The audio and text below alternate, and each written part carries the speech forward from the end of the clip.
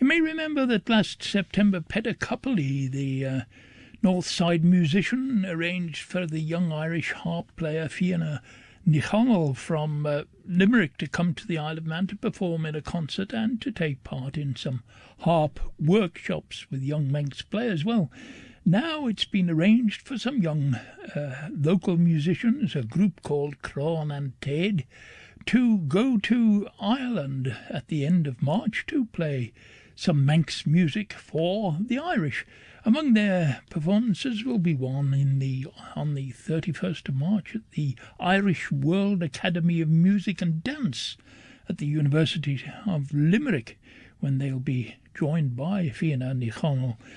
And in order to assist with the expenses of the trip, there's a fundraising concert this Friday night, the 11th of March, starting at 7:30 at St Paul's Church in Ramsey, featuring Mike Bolton's group Sian of Egg, Isla Collister and Paul Rogers, and the group Croan Yn Tead, which means Tree of Strings, a Gaelic reference to the harp.